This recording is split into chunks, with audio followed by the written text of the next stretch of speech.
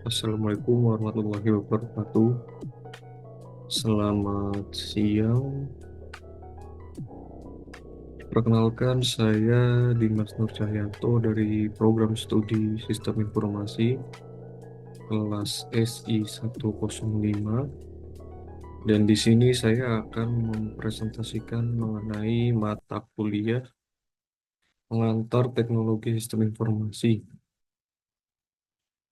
Pada kesempatan kali ini saya akan memaparkan mengenai tugas yang bertema mengenai peran pengelolaan teknologi pada sistem dan juga informasi.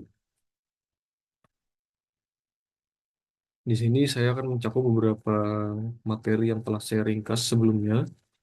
Yang pertama yaitu adalah pengantar teknologi dan sistem informasi. Yang kedua adalah manajemen teknologi dan informasi. Yang ketiga adalah pengelolaan sistem informasi. Dan yang keempat adalah tantangan serta solusi, serta juga dampak dalam pengelolaan teknologi informasi dan juga sistem informasi. Pengantar teknologi dan sistem informasi. Teknologi dan informasi memiliki berbagai macam fungsi ya. Dan di sini teknologi informasi adalah penggunaan yang mengacu kepada komputer dan juga perangkat lunak untuk dapat mengelola informasi yang mencakup pengelolaan, penyimpanan, serta juga pengiriman data sistem informasi. Dan juga sistem informasi ini adalah kombinasi dari teknologi informasi, orang, dan juga proses yang mengumpulkan, memproses, serta menyebarkan informasi yang untuk mendukung pengembalian keputusan.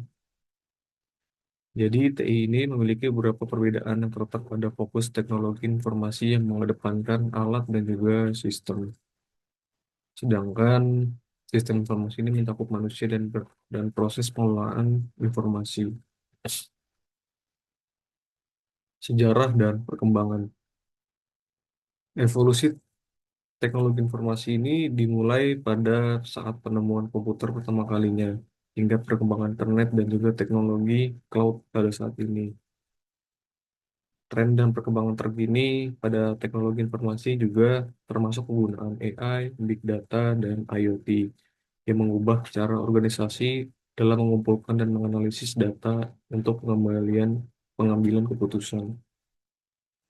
Kemudian ada pengembangan sistem informasi yang seiring berjalan dengan waktu, sistem informasi ini berkembang dengan kompleksitas yang meningkat, termasuk implementasi database, jaringan, dan juga alat analisis untuk memenuhi kebutuhan bisnis modern.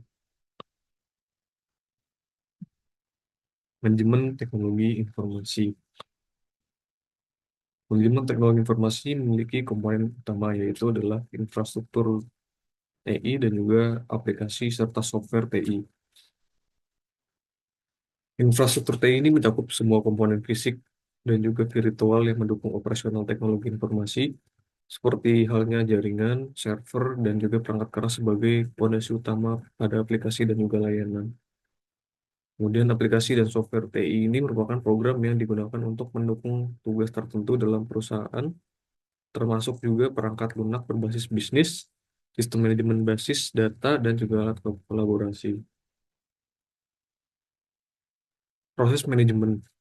Proses manajemen ini terbagi menjadi 4 sub, yaitu adalah perencanaan, pengawasan, bantuan, dan juga dukungan. Pada saat proses perencanaan ini, teknologi informasi itu dapat melibatkan pengembangan strategi untuk menggunakan teknologi informasi dalam mencapai tujuan organisasi, di mana hal ini digunakan untuk sebagai memastikan hubungan antara TI dan juga bisnis. Kemudian ada pengawasan TI. Pengawasan TI ini mencakup dalam monitoring dan evaluasi kinerja sistem TI, di mana kita dapat memastikan bahwa teknologi tetap efisien, aman, dan juga memenuhi standar yang ditetapkan. Kemudian, dukungan TI. Dukungan TI ini memberikan layanan teknis serta memastikan semua sistem berjalan dengan semestinya. Yang terakhir adalah bantuan, di mana memberikan bantuan kepada pengguna dan memberikan solusi terhadap masalah yang muncul.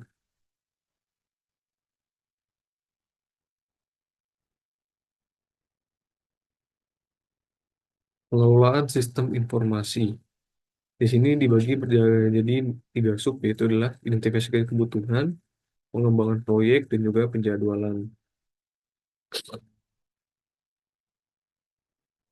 Perencanaan sistem informasi ini membutuhkan pengumpulan data dan juga analisis informasi dari pemangku kepentingan, di mana kita harus menentukan fitur dan juga spesifikasi yang diperlukan.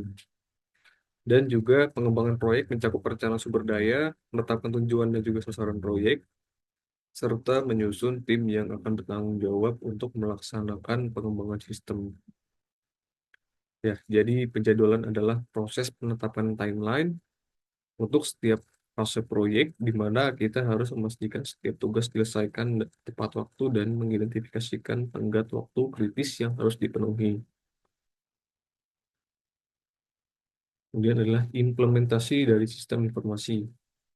Implementasi ini juga dibagi menjadi dua ya. Di sini ada pemrograman dan pengujian, serta pelatihan dan penggunaan.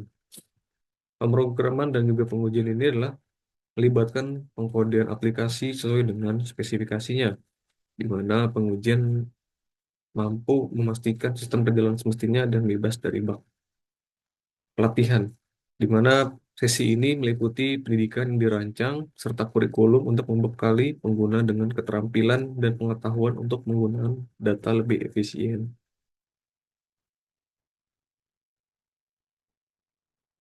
Kemudian di sini ada pemeliharaannya, pemeliharaan kabel-kabel optik, pemeliharaan jaringan, di mana ini berfungsi sebagai monitoring kinerja yang perlu untuk memantau kegiatan secara kontinu atau berkelanjutan, di mana ini bertujuan untuk menganalisis, mengevaluasi, serta pemenuhan kebutuhan pengguna.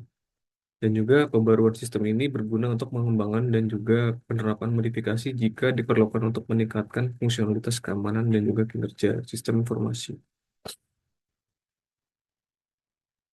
Solusi dan juga tantangan. Tantangan ini dibagi menjadi beberapa sub. Itu adalah tantangan mengenai keamanan, skalabilitas, kemudian pelatihan dan juga adaptasi dari penggunaan.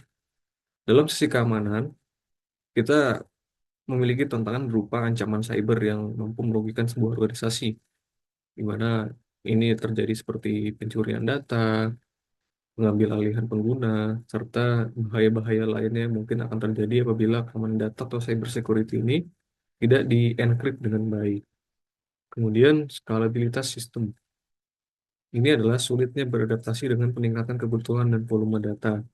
Seperti halnya zaman sekarang pada saat ini adalah penggunaan dari data semakin harinya semakin banyak dikarenakan setiap pengguna atau setiap organisasi membutuhkan suatu kepraktisan ya.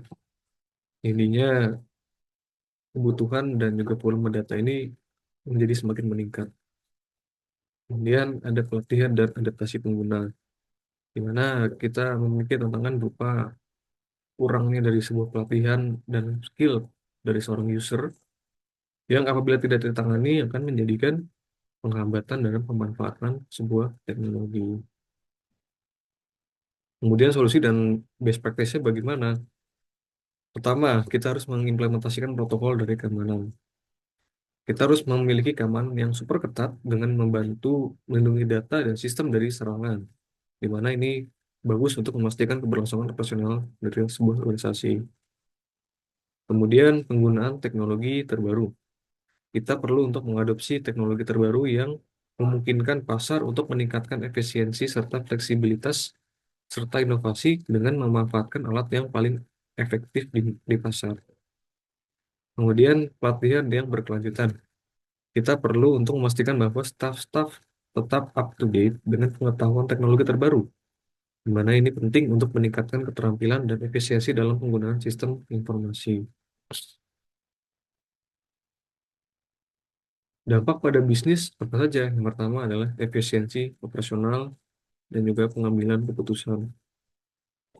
Operasional memberikan perusahaan kemampuan untuk otomatisasi tugas, pengurangan biaya, dan juga peningkatan produktivitas sehingga meningkatkan daya saing di pasar. Jadi semakin efisiensi, semakin produktivitas seorang pegawai, seorang karyawan, maka akan meningkatkan output atau outcome dari bisnis yang dijalani. Kemudian ada pengambilan keputusan. Berdasarkan data pemanfaatan data dalam pengambilan keputusan, ini mungkin untuk perusahaan untuk dapat membuat pilihan yang lebih bijak berdasarkan analisis faktual yang dapat meningkatkan hasil dan mengurangi risiko. Sekian untuk penjelasan mengenai mata kuliah pengantar teknologi dan sistem informasi. Apabila ada kesalahan atau kekurangan, mohon untuk dimaafkan. Saya tutup. Selamat siang. Assalamualaikum warahmatullahi wabarakatuh.